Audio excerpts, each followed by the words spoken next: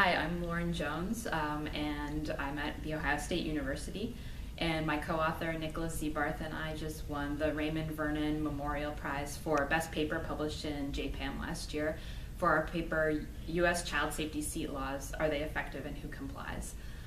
So this paper was investigating a policy in which states have progressively increased the age until which children must ride in a specialty child safety seat. And we were interested in whether those laws have been effective in changing the ways parents restrain their children in cars, and then also whether the increasingly more restrictive laws have been effective in preventing fatalities among children involved in fatal car crashes. So the results of our research show that the laws have been extremely effective in increasing the use of child safety seat laws. When the laws become more restrictive, we see at least a 50% increase in the proportion of parents who are using a special child safety seat to restrain their children under 7 years old. But the increase in child safety seat use appears to be occurring primarily among parents who would have been restraining their kids with traditional seat belts anyway.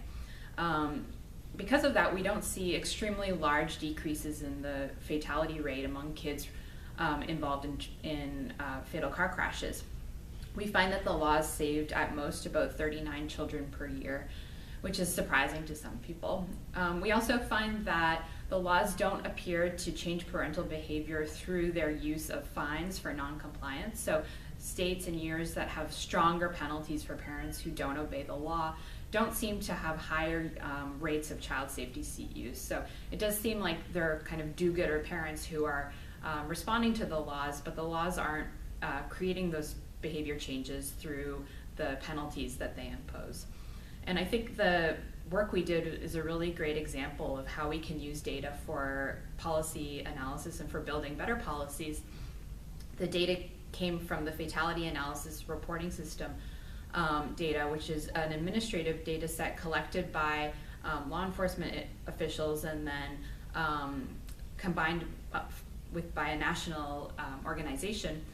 And the data exist and are publicly available to researchers, and I think our paper kind of leveraged the fact that the data are being collected for some other reason, because states want to know this information, and because the data are kind of just sitting there, we're able to use it to analyze the impacts of the law. So I think it's a really good example of the opportunities that exist with existing data sets that have nothing to do with research, that can then be leveraged by members of APPAM to look at policies that are important to policymakers and people in the country.